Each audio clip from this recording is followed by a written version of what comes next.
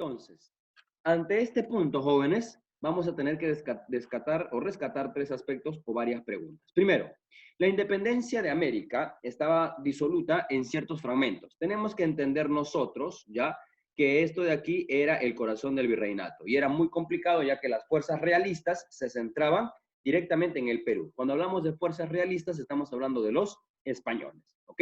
Entonces, para llegar aquí tuvieron que prácticamente desenvolverse una corriente de libertad en ciertos países para recién desembocar en el Perú, ¿ok? Tanto por el norte y tanto también por el sur. De esta forma, se tendría que hacer préstamos económicos en Argentina, en Chile, para de esa forma que San Martín llegue directamente a nuestro país. Pero tenemos que analizar ciertos prospectos importantes de esta gran independencia, ¿ok? De esta gran independencia. La pregunta número uno es, ¿por qué se le denomina Corriente Libertadora del Sur? ¿Alguien sabe por qué se le denomina la Corriente Libertadora del Sur? ¿Por qué no se le llamó la Corriente Libertadora de San Martín o la Corriente Libertadora contra España? ¿O por qué no le pusieron otro nombre? ¿Por qué le pusieron la Corriente Libertadora del Sur? Porque independizan las colonias en la parte sur. Muy bien, señor Alonso, porque van a empezar a independizar las colonias del sector sur de nuestro país. Muy bien. A ver, vamos a ver qué nos dice la respuesta. La respuesta es la siguiente. Se le denomina, ¿no? Se le denomina la Corriente Libertadora del Sur porque fue un proceso que logró la independencia de las colonias de España, aparte, como ya había mencionado nuestro amigo Alonso, en este caso el sector sur, empezando por Argentina, ya pasando por Chile y terminando en Perú. Esto pues se va a desarrollar en un proceso largo, jóvenes. No es que ya San Martín dijo, vamos a Argentina, bien, vámonos a Chile, bien, vámonos a Perú. No, fue un proceso bien largo, ¿ok? Fue un proceso muy largo hasta que el Perú, supuestamente en el 28 de julio, digan, el Perú ya es independiente, ¿no? Entonces se le denomina Corriente Libertadora del Sur porque San Martín empieza un proceso, ¿ok? Convocando personas, trayendo personas, y lógicamente llamando a la capitanía en Argentina y en Chile, convenciendo a estas personas de ya liberarse del yugo español. Y recordemos pues que en Argentina y en Chile no era muy fuerte la oposición española, ¿no? Recordemos que ahí todavía había un pequeño grupito de españoles que también recibían el apoyo de la corona, pero era más fácil poder independizarlos, ¿ok? Lógicamente tuvieron que librarse de batallas, ya tuvieron que librarse de batallas para poder independizar a Argentina y Chile, no es que San Martín llegó y dijo, ya acá Argentina es libre y Chile es libre, no, no. Se libraron batallas. ¿Ok? Bien, vamos con la segunda pregunta. ¿Qué se le denominó el Paso de los Andes? ¿A qué se le denominó el Paso de los Andes? ¿Alguien se acuerda? ¿A qué se le denomina el famoso Paso de los Andes? ¿Alguien? Esto está fácil porque tiene que ver algo con una fuente Cuando geográfica. rodeo la cordillera. Utilizan la cordillera de los Andes para burlar a los españoles. Vamos a ver qué dice. Muy bien, a ver Alonso, vamos a ver qué nos dice. Vamos a anotar también nosotros, chicos, ¿ya? Vamos a anotar. Dice, el Paso de los Andes, ¿ya? Fue una proeza militar de la época. Consistió, ¿ya? En el paso del ejército patriota, ¿ya? Del ejército, también después se denominaron el ejército de los Andes, hasta llegar a territorio chileno a través de la cordillera, para poder burlar el bloqueo de las fuerzas realistas, ¿ok? Eso va a ser utilizado luego también en nuestro país por otro hombre, que también utilizó la cordillera de los Andes para burlar a los chilenos. ¿Alguien sabe de quién estamos hablando? ¿Qué hombre, qué general hizo la burla ya a los chilenos? Andrés Avelino Cáceres. Muy bien, señor Ponce. Muy bien, señor Ponce. El señor Andrés Avelino Cáceres, más conocido también como el Brujo de los Andes, ¿no? El Brujo de los Andes. Un hombre que tuvo mucha proeza militar también, Andrés Avelino. Muy bien, Lian. También estoy leyendo el chat, chicos, por si acaso. También estoy leyendo el chat. ¿Ok? Entonces, la proeza de los Andes era eso, ¿no? Utilizar la cordillera de los Andes como una fuente de camuflaje para burlar a la fuerza de bloqueo de los españoles y poder llegar a Chile. ¿Ok? Ya que en Chile también se concentraba un pequeño poder militar español, entonces ellos habían hecho un bloqueo. Como San Martín solamente tenía un ejército menor, lo mejor era optar por rodearlos, ¿ok? Rodearlos y poder darles un contragolpe. Entonces, de esa forma, San Martín pues también está idealizando un fragmento nuevo en cuanto al aspecto militar de la época, ¿ok? Bien, entonces a eso se le va a llamar el Paso de los Andes. No te olvides, por favor, hijo, ¿ya? No te olvides. El Paso de los Andes. Y recuerda que como dato tenemos al señor Andrés Avelino Cáceres, que en la Guerra del Pacífico también utilizó este gran fragmento. Este gran fragmento. Bien, vamos a avanzar con la siguiente pregunta. Bien. Ponce, léame la pregunta, por favor, Ponce. ¿Qué dice la pregunta de este día? La pregunta número 3. ¿Cómo se consiguió la independencia de Chile? Muy bien. ¿Cómo se consiguió la independencia de Chile? ¿Cuál fue el fragmento? Ya que Argentina solamente era, en Argentina se tuvo que dar ciertas connotaciones políticas y llegar a un acuerdo, ¿ya? Lo difícil era llegar a Chile y de esa forma también llegar al Perú. Y la pregunta es, ¿cómo se consiguió la independencia de Chile? Danita, ayúdanos por favor con la lectura. Aquí está la respuesta. Se consiguió a través de la acción militar en las batallas de Chacabuco, con triunfo, en Chancarrayada, derrota, y Mainú, que también fue triunfo. Muy bien, Dana. Y sí, Danita, te respondo a lo que habías puesto en el chat. Sí, Andrés Avelino Cáceres enfrenta un gran conflicto. Recordemos que los chilenos, hago un paréntesis, en la Guerra del Pacífico llegan hasta Lima. Ya ellos van hasta Chorrillos, ya llegan a Chorrillos, a San Juan de Miraflores, ¿ya?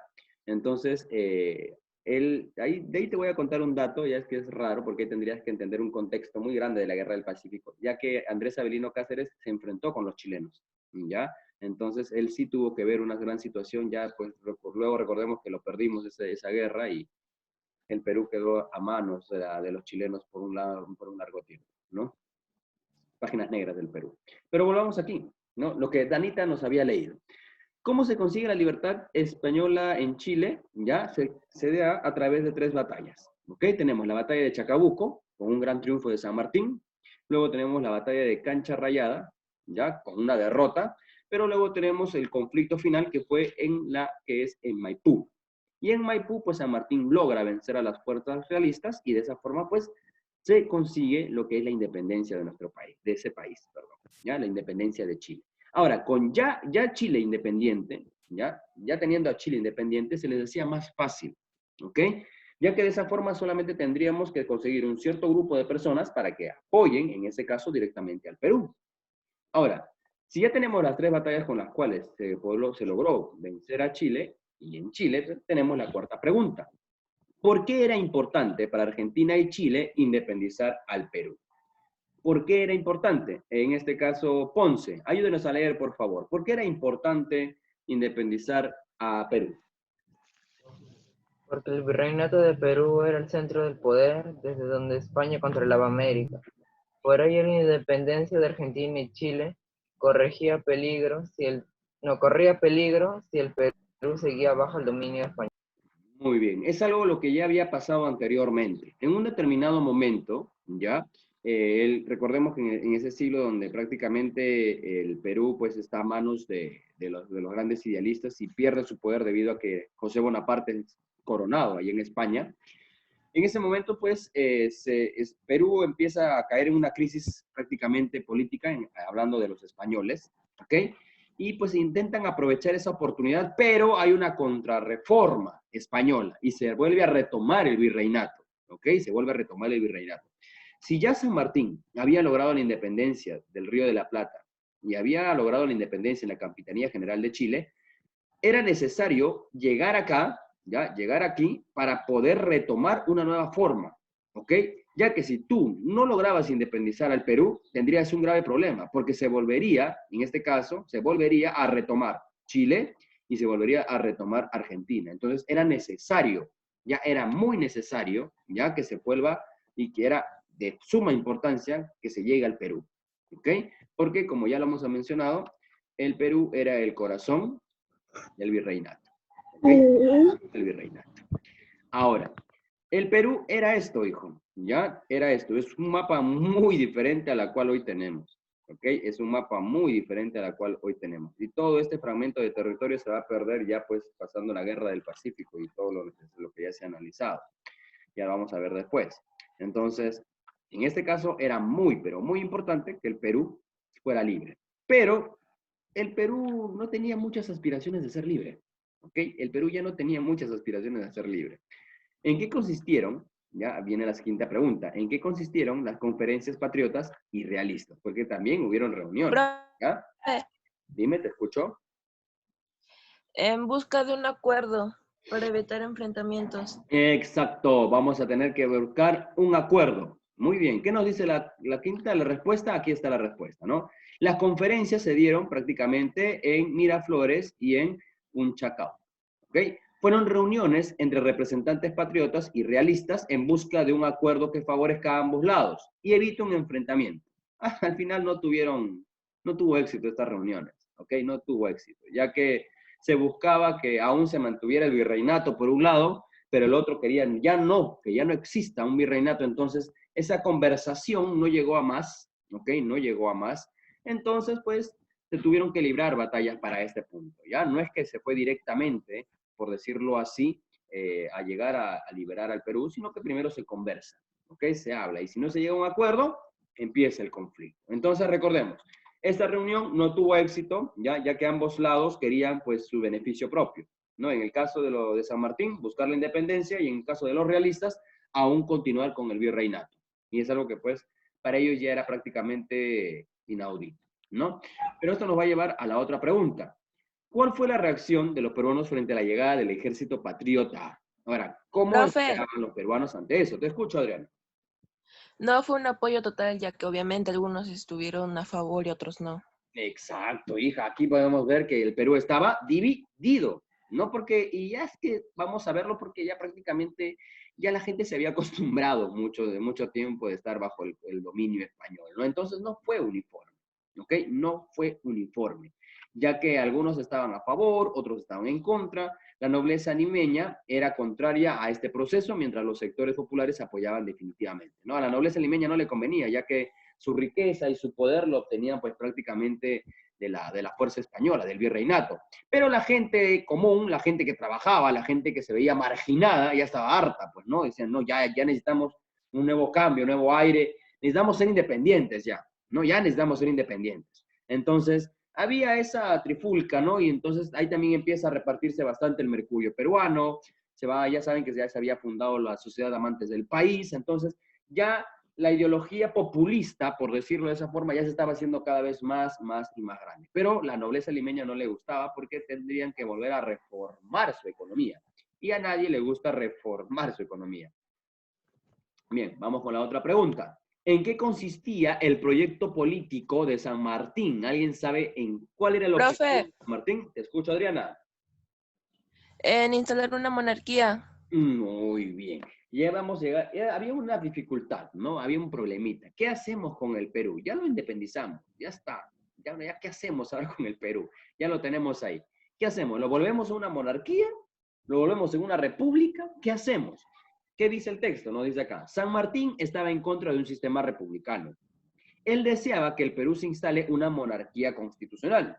Estaba seguro que nuestro país no estaba en condiciones de respetar una constitución y un sistema legal. Lógicamente, San Martín estaba en la razón.